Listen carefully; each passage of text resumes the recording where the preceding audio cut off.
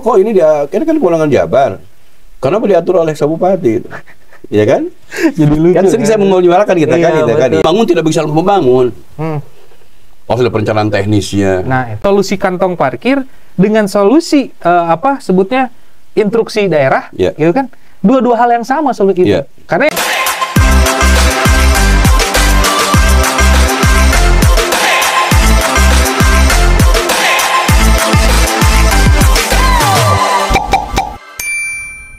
Assalamualaikum warahmatullahi wabarakatuh. Waalaikumsalam warahmatullahi wabarakatuh. Sadulur Salembur, kembali lagi dengan saya Muhammad Randy Abdul Aziz di podcast kesayangan dan kebanggaan kita, Bravo Channel Indonesia. Kali ini saya masih dengan narasumber dan owner podcast kita, Pak Rustandi. Kumaha damang, Pak? Alhamdulillah, Allahu Akbar. Sadulur Salembur. Di hiruk pikuk kesibukan manusia di dunia ini, kita sekarang mau bahas sesuatu yang sangat menarik. Pastinya juga tidak kalah menariknya dengan konten-konten kita yang lainnya. Kali ini kita akan bahas kembali mengulik dan mendalami terkait permasalahan di Parung Panjang ya Pak ya. Luar biasa. Kupasan berita ya. Kupasan berita kalau sekarang. Nah kemarin itu Pak, Randy baca scroll ya Pak ya. Ada salah satu berita yang tayang di salah satu media itu mengatakan bahwa sedang dikebut nih terkait membuat kantong-kantong parkir untuk para truk tambang di Parung Panjang. Ini salah satunya Pak. Nanti next juga kita akan ada bahas beberapa hal juga. Tapi kita spesifikkan dulu ke hal yang ini, kantong parkir Pak. Nah, kantong Pak ini agak menggelitik Pak sebenarnya Pak. Ini kan PJ Bupati ya, yang bukan menggagas, yang akan menjalankan programnya. Anggarannya di mana ya? Kadang-kadang suka saya pikirkan gitu, dan satu lagi Pak yang ingin masyarakat juga tahu, apakah solusi ini tepat untuk permasalahan di Parung Panjang? Nah, menurut Bapak kumaha? Jadi masalah anggaran kan APBD sudah diundangkan ya. Di awal tahun, sehingga kalau kita bicara APBD yang program kegiatan sudah tidak mungkin kan gitu. Dalam rilisnya itu kan PJ Bupati mengatakan salah satunya bagaimana menggugah pihak-pihak lain. CSR dan sebagainya.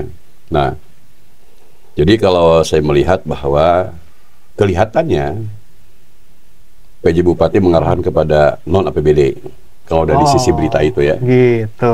Tapi saya ingin menyampaikan berbagai alternatif pendanaan. Karena ini sudah kadung bahwa PJ Bupati mengatakan pekerjaan ini harus beres di minggu ketiga Januari. Di minggu berarti? Luar biasa itu luar biasa ya. Jadi saya melihatnya semangatnya dulu. Oke. Nah, apakah itu bisa terwujud? Mari kita lihat satu-satu. Pertama adalah persoalan anggaran. Kalau kita ber-APBD, salah satu poin atau pintu yang bisa dilakukan adalah BTT kan gitu kan. Ya, BTT. Apa itu Pak BTT? Belanja tidak terduga. Gitu kan. Sehingga nanti BTT itu diambil dananya dialihkan di anggaran SKPD terkait, sehingga yang bersangkutan nanti setelah menghitung berapa kebutuhan kan dituangkan. Setelah ada proses lah BTT habisasi dipenuhi, lalu nanti ada alokasi untuk kegiatan itu sekian rupiah kalau APBD. Sehingga nanti harus ada perubahan penjabaran APBD kalau kita menggunakan dana APBD itu singkatnya gitu ya. Itu tidak lagi pintu yang lain kalau APBD di situ. Nah, kedua, andaikan ini menggunakan pihak lain, CSR, itu kan tidak serta-merta uang itu diberikan kepada katakanlah dinas perhubungan lalu digunakan. Iya, betul. Nah, kita akan melihat kepada aturan Permendagri 77 tahun 2020. Itu kan kalau kita ada sumbangan berupa cash itu kan harus disetorkan ke kas daerah dulu. Jadi tidak ada misalkan aturan yang mengatakan bahwa uang kita menerima cash langsung digunakan untuk kegiatan itu. Tidak bisa dilakukan secara instan. Betul, kalau uangnya gitu kan, sehingga ada mekanisme. Sehingga itu akhirnya berproses kan. Gitu, berproses. Tapi itu pun harus dituangkan dalam perjanjian dulu kan, adalah kewajiban dan sebagainya. Agar menjadi dokumen untuk mengantarkan dokumen bahwa yang bersangkutan katakanlah memberikan donasi kepada Pemerintah Kabupaten Bogor terkait dengan CSR sekian rupiah untuk A dan sebagainya. Nah, kalau masuk ke APBD berproses lagi kan? Iya, pasti. Masuk keluar. Ya gitu, seperti itu. Berarti kan butuh waktu lama. Yang kedua adalah menggunakan tadi, apakah dari pihak ketiga itu barang, berupa barangnya pasir, sirtu dan sebagainya itu kan, dan sebagainya. Berarti kan menerima barang. Nah itu kita mengacunya kepada Permendagri terkait pengeluaran barang daerah, gitu kan, gitu. Jadi itu dihibahkan, anggaplah ya, Pak ya. Jadi hibang barang, karena kan aset daerah itu salah satunya pembelian APBD dan hibah pihak lain, pihak barang. Nah itu pun harus berproses, berita acara seri terima barang sebagainya, gitu kan. Nah kemudian kalau katakanlah kita sepakat dengan hibah barang, diterima toh oleh Dinas Perhubungan. Kalau barang saja, terus siapa yang ngerjain? Nah itu tadi tenaganya gimana? Nah tenaganya, upahnya kan? Upahnya. Upah pekerja. Apakah upahnya itu termasuk akan mendapat dari pihak ketiga? Kan tadi tidak boleh kita beli uang langsung digunakan. Betul. Harus masuk kas daerah. Nah, saya sih berpikir bahwa kita barengan lah. Ada dana dari CSR, ada dari APBD. Kalau misalkan kesepakatan adalah barangnya dari CSR, kemudian upahnya dari APBD, ya kan seperti itu. Tapi itu memungkinkan, Pak? Ya memungkinkan tadi, berarti kan upahnya dari BTT, khusus BTT. Jadi meringankan kan beban APBD. Ya, betul. Katakanlah harusnya X rupiah menjadi min X rupiah, ya, misalkan gitu. Katakan sepakat, tapi itu ada proses stabilisasi kan. Gitu. Nah kemudian, kalau membangun tidak bisa membangun. Harus ada perencanaan teknisnya, kualitas parkirnya. Jangan baru dibangun seminggu dia langsung hancur, sebagainya. Padahal kan beban itunya, truknya kan 3 sumbu, bebannya tinggi. Nah, andaikan target 3 minggu, kan tidak terbayang tuh. Bagaimana proses penganggarannya, perencanaan teknisnya, gitu kan, RAB-nya, DED dan sebagainya, itu kan. Nah, saya berpikir bahwa saya ambilnya udah semangatnya saja dulu. PJ Bupati punya semangat untuk selesai 3 minggu. Agak berat menurut saya itu. Berat itu. Nah seperti itu. Kos naon Pak Prambanan teh ya? Ya jadi bisa 1 malam teh ya. 1 malam bikin 1000 candi. Ya di Garut tenang Tangkuban Perahu teh. Tangkuban Perahu. Itu kan bisa 1 malam lah gitu kan. Nah tapi kalau kita kan melihat semangatnya ya. Betul. Semangatnya sehingga SKPD terkait harus segera itu menindaklanjuti apa yang dirancang bangun oleh Bupati, PJ Bupati itu. Karena pembangunan kita sering menyampaikan bahwa sekali pemerintah harus tertib administrasinya. Sebab nantinya kalau barang itu, area parkir itu diakui sebagai belanja modal atau aset, karena usia katakanlah batasan di atas 1 tahun, kan sudah dicatat sebagai aset kita. Betul. Gitu kan? Sehingga jelas karena itu juga perlu pemeliharaan. Kalau katakanlah itu usianya bisa dia rancang sampai 2 tahun, kan tahun depan ada pemeliharaan, gitu kan? Berarti itu APBD atau itu lagi apa dari yang lain juga. Nah itu mekanisme itulah. Karena kan di saat dibangun dan selesai itu menjadi aset daerah. Nah itu. Nah terus tanahnya gimana? Nah tanahnya informasinya menggunakan katakanlah PSU-nya PT Perhutani. Jadi tidak menggunakan kawasan itulah kawasan perhutani ya. Jadi kalau selama ini yang saya kenal kan kawasan perhutani kan itu tidak ada pinjam pakai, tapi adanya kerjasama pemanfaatan. Tapi setelah itu ada lagi slotnya bahwa ada kan untuk PSU-nya itu bahasanya itu kan. Nah itu informasinya kalau SULAS itu kan harus ke Menteri KLH. Iya KLH. Dan setahu Randi di kawasan tersebut kayak misalkan Tenjo, karena kan rekomendasinya katanya mutu di Tenjo kan ya. Di Tenjo itu kan perbatasan Tenjo dengan Parung Panjang. Desa Ciamas. Oh desa Ciamas. Salah satu lokasi itu, tapi kan berkembang lagi ke tempat yang lain katanya begitu. Oh gitu. Dan itu kawasan tersebut kan walaupun tanah perhutani produktif dia Pak. Nah makanya, tapi kalau ini kan lebih kepentingan kata gini, ini lebih kepada orientasi pentingan nasional. Urgensi ya urgensi lah, gitu kan katakanlah karena di situ terjadi hiruk pikuk persoalan kemanusiaan, ya kan karena sering jadi kecelakaan sebagainya kan, maka anggaplah itu dikecualikan gitu kan, jadi lebih mementingkan tadi kenyamanan masyarakat gitu kan, seperti itu. Seperti itu. Gitu. Nah Pak, nanti setelah jadi aset daerah, pemeliharaan, penganggaran lagi, ya kan? Terus pengelolaan pastinya dianggarkan lagi. Nah itu gimana Pak seharusnya memang? Ya kalau memang tetap berpikir harus ke pihak ketiga, ya tidak boleh langsung digunakan. Ya kan? Kalau gitu seperti itu. Tetap alurnya harus masuk ke kas daerah. Harus tercatat. Gitu. Jadi jangan kemudian gini lah, jangan yang saya katakan. Pemerintah daerah jangan mengambilkan sebuah proses yang melengkapi terkait terjadinya proses itu gitu kan. Betul. Dan tadi teh Pak, hektarnya juga berapa hektar? Kita harus tahu lebih jelas. 10 hektar katanya. 10 hektar. Nah, kalau 10 hektar bisa nggak menampung dari segitu banyaknya truk tambang. Kalau 10 hektar itu seluas area Pemda. Wah, gede ya Pak ya? Pemda itu 10 hektar itu total. Ngebangun 10 hektar. Iya, karena sertifikatnya pada saat saya di BPKAD waktu itu. Di bagian perlengkapan lah. Perlengkapan ya Pak ya? Iya. Berarti sangkuriang ya Pak? Ya, luar biasa. Jadi kalau memang itu mungkin bertahap kali ya. Bertahap ya? Kan tidak mungkin kalau 10 hektar dengan katakanlah kalau saya sih membayangkannya kalau mau kuat dan berlaku lama, kalau K350 itu beton itu kan seharga hampir 980.000 per meter. Ya. Berapa miliar dibutuhkan? Iya, ngeri ya Pak ya? Makanya kalau hanya anggaran 100-200 juta per jadi apa itu barang? Aduh. Saya khawatir gitu. Maksudnya gitu, khawatir.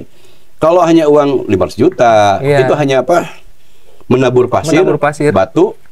Untuk meredam polemik ya?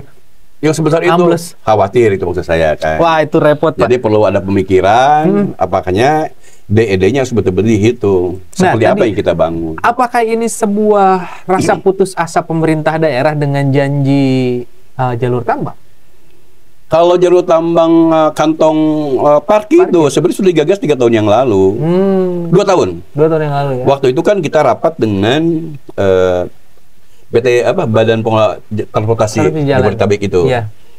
Beliau kan salah satu itu setelah saya lepas dari PJ Dinas Perhubungan. Beliau ke lapangan bersama SKP terkait gitu kan, meninjau berbagai alternatif. Jangka pendeknya adalah itu sebetulnya membangun kantong-kantong parkir. Cuman tertunda. Kemudian membangun portal-portal itu juga sebagai salah satu kesibukan di rapat waktu itu. Nah kemudian selanjutnya tidak jalan. Nah hari ini momentumnya kan pada saat PJ dilantik, ada persoalan lagi muncul tuh. Nah, alhamdulillah tuh kan, ya, langsung ada gerak cepat. Hanya tadi gerak cepat itu harus ditindaklanjuti dengan persyaratan teknis dan administratif dan terukur. Gitu. Ini lucu Pak. Nah, terus Pak kemarin itu nanti baca juga akan ada pengurangan volume tambang. Ya. 50% kalau nggak salah. Ya, kalau itu kan salah satu usulan. Tapi apakah itu akan menjadi sebuah solusi dan disepakati oleh para pengusaha? Kan itu tidak hanya katakanlah sebuah wacana itu katanya kan dari SDM Jabar. Saya membayangkan beginilah, kalau itu dikurangi produksi itu macet nggak pembangunan? Oh pasti. Di hilirnya. Di hilirnya. Ada persoalan kan? Pasti. Katakanlah kalau sekarang ngebangun satu rumah, bisa setengah rumah kan? Iya. Banyak begitulah. Betul. Jadi ada sebetulnya yang dalam tanda kutip terganggu. Nah gitu kan. Apakah itu solusi gitu kan? Untuk bisa itu ya belum tentu juga gitu kan. Betul. Gitu. Nah tadi kan berbicara setelah jadi nih Pak. Setelah jadi anggaplah dengan CSR gitu kan ya. CSR pastinya pengusaha setempat. Didukung juga dengan APBD gitu kan. Lahan tersebut menjadi aset daerah. Dikelola, bisa nggak dikelola oleh Dinas Perhubungan? Kan gini, dalam perjanjian disebutkan bahwa sekalipun itu tanah itu perhutani, itu sebagai silakan dikelola. Sementara waktu, selama itu digunakan oleh setelah beres, dibongkar kembali. Oh gitu. Ya, anggaplah kita kalau memang gitu. Si kantong parkir tidak digunakan lagi. Iya. Gitu. Tapi kelihatannya kalau seperti ini, selama katakanlah jalur alternatif tambang itu tidak dibangun, kemungkinan itu permanen kemungkinan. Wah. Karena saya pikir juga itu tidak selesai 2 atau 3 tahun, 4 tahun. 4 tahun. Karena itu pastinya akan tadi Pak ngomongin pengusaha pastinya ada efisiensi waktu yang mereka hitung gitu kan. Terus efisiensi jarak, SDM dan segala rupa yang mereka hitung sehingga kebijakan pemerintah untuk bikin kantong parkir itu bisa terrealisasi dengan baik dan dilaksanakan dengan baik. Ditakutkan tadi dibikin kantong parkir kenakalan tetap ada. Nah, itu makanya kan penegakan hukumnya.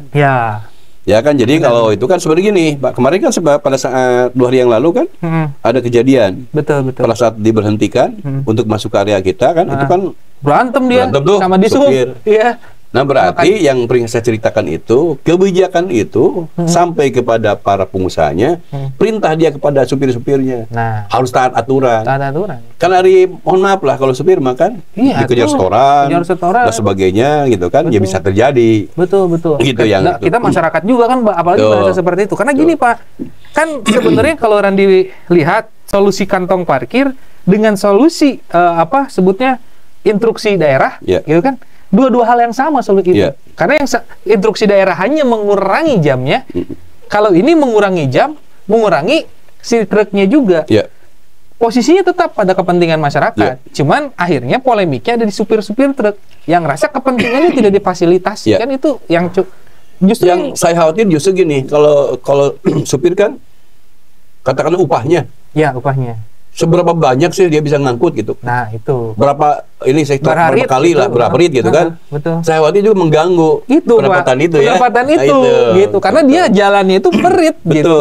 Itu yang juga khawatir. Sehingga menimbulkan tadi karena itu kan sering kejadian ketika ada portal, justru yang tanda kutip emosi tinggi itu adalah para pengemudi. Para pengemudi. Jadi sebenarnya kalau dilihat lebih dalam, Pak, keinginan Pak, kalau masyarakat keinginannya adalah jalan ini bebas truk, sehingga mereka bisa nyaman berkegiatan. Kalau supir, ya saya tetap jalan gitu. Nah itu, saya tetap jalan sebenarnya. Nah, solusi-solusi sementara seperti kantong parkir, kayaknya bakal sedikit memicu polemik tambahan gitu, Pak. Jadi gini, itu kemungkinan bisa terjadi ya. Mudah-mudahan saja lah, kalau sudah ada fasilitas. Itu kan sebenarnya lebih kepada rest area yang kita pernah bahas. Iya betul Pak. Bahasin rest area. Sebenarnya itu dia kan kantong parkir tuh. Makanya saya bayangkan kan walaupun itu kan kantong parkir kan lebih bahasa sederhana. Bahasa desa lah ya. Kalau kita kan bahasa kayaknya kan rest area. Rest area. Dulu kan kita pernah membahas rest area dalam kawasan Jalan Rusut Tambang. Makanya kalau supaya supir nyaman di situ tidak hanya tempat parkir saja kan? Nah, ada musolanya, gitu. Ada warung-warungnya yang merena itu kan. Supaya juga jadi nyaman. Jadi nyaman, jadi betah. Jadi ulah gersang lah gitu kan. Betul. Nah, itu mungkin bisa sekaligus dipikirkan dalam DED-nya itu nanti oleh Dinas Perhubungan bisa dipikirkan ke situ gitu. Betul. Kan. Jadi supir itu nggak jenuh ada di kantong parkir gitu. Ya, itu gitu. Kuncinya benar. Kemudian orang misalkan sekian jam jicing. Atuh kesel.